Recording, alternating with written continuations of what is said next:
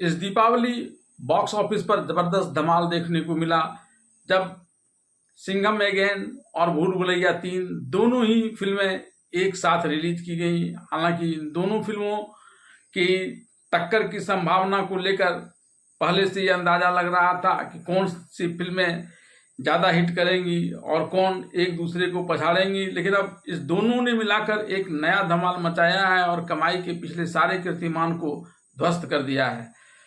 Film के में की ऑक्यूपेंसी और दर्शकों का इस फिल्म के प्रति इंटरेस्ट, इसने इस फिल्म को और ज़्यादा मज़ेदार बना दिया। खास करके multi starrer film Singham again में, जहां एक तरफ कॉप्स यूनिवर्स के इंटरटेन ने दर्शकों की संख्या का उत्साह बढ़ाए रखा। यूँ तो पहले ही से फिल्म ने एक बज़ सा बनाया हुआ था और उसमें भी फैंस की ज़बरदस्त इजाफा तब हुई जब इसमें एक से बढ़कर एक स्टार के कैमियोज आने लगे। खासकर सलमान खान के स्पेशल अपीयरेंस ने तो फिल्म की चाहत दर्शकों में और ज़्यादा उत्पन्न कर दी। और ऐसी बातें भूल भुलैया 3 के साथ भी देखने को मिला, जहां कार्तिक आर्यन रूह बाबा के रूप में एक बार फिर से लोगों के आकर्षण के केंद्र बने, तो वहीं माधुरी दीक्षित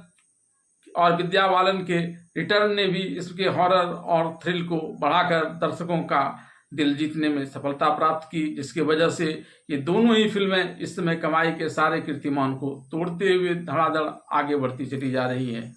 प्री रिलीज बज के साथ दोनों ही फिल्मों ने इंडियन बॉक्स ऑफिस पर धमाकेदार शुरुआत की। सिंघम अगेन ने पहले दिन 43.70 करोड़ नेट का ज़बरदस्त कलेक्शन किया, जबकि भूल भुलैया 3 ने 36.60 करोड़ नेट का कमाल कर दिखाया। इन दोनों फिल्म के कंबाइंड कलेक्शन ने 80.30 करोड़ का हिस्टोरिक रिकॉर्ड बनाया, जो बॉलीवुड में एक दिन में इतना बड़ा कलेक्शन पहली बार देखा गया है। अब तक शाहरुख खान की जवान का 80.10 करोड़ का रिकॉर्ड सबसे बड़ा था, जो उसके रिलीज के चौथे दिन यानी पहले संडे को अचीव किया गया था। लेकिन दिवाली 2024 पर रिलीज हुई सिंघम अगेन और भूल भुलैया 3 ने मिलकर बॉलीवुड का ये सबसे बड़ा दिन बना दिया और जवान का रिकॉर्ड 421 दिन के बाद तोड़ दिया। अब यह देखना है इंटरेस्टिंग होगा कि आने वाले दिनों में ये दोनों मूवीज और कैसे परफॉर्म करती हैं। दिवाली का फेस्टिव माहौल और वर्ड ऑफ माउथ इन दोनों मूवीज को बॉक्स ऑफिस पर भी ज़्यादा पुश दे सकता है। फिल्म की कहानी का आधार महाकाव्य रामायण को बनाया गया है, जिसमें सिंघम जिसकी भूमिका अजय देवगन ने निभाई है की पत्नी अवनी, जिसकी भूमिका करीना कपूर ने निभाया है, को कहानी का रावण यानी जुबैर हफीज, जिसकी भूमिका अर्जुन कपूर ने की है, वह अगवा करके श्रीलंका ले जाता है। डेंजर लंका के नाम से मशहूर जुबैर आतंकवादी ओमार हफीज, जिसकी भूमिका जैकी श्रॉफ ने अदा की है, का पोता है, जिसे बाजीराव सिंघम फिल्म की शुरुआत में ही अपनी गिरफ्त में ले लेता है। वह उसके बेटों को जन्नत नसीब करवा चुके हैं। ऐसे में जुबैर का एक ही मकसद है, सिंघम से अपने खानदान का बदला लेना। अब इस कलयुगी रामायण में राम जीतेगा या रावण, यह पहेली बुझना कोई बड़ी बात नहीं है, लेकिन बड़ी बात यह है कि इस जंग को लड़ने के लिए फिल्म में जमा हुए बड़े बड़े सितारे। कहानी कश्मीर से शुरू होती है, जहां बाजीराव सिंघम आतंकी गतिविधियां रोकने के साथ साथ यूथ को भी रिफॉर्म कर रहे हैं।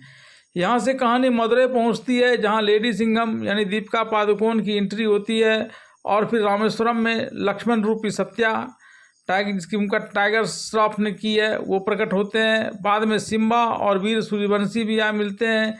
ऐसे में इन सबके ट्रैक के साथ साथ न्याय करने के चक्कर में कहीं न कहीं रोहित शेट्टी अपने फेवरेट सिंघम यानी अजय देवगन के साथ ही ज्यादती कर बैठे हैं। अब आते हैं फिल्म भूल भुलैया 3 की कहानी पर। रूह बाबा यानी कार्तिक आर्यन एक बार फिर दुनिया को भूतों से मुक्ति दिलाने आ गए हैं। मतलब कहना चाहते हैं कि फर्जीवाड़ा कर भूतों को भगाने की एक्टिंग अच्छी कर रहे हैं। उनका धंधा मस्त चल रहा है, लोगों को डराता है, थोड़ा भूतों का रेफरेंस देता है और दनादन पैसे कमाता है।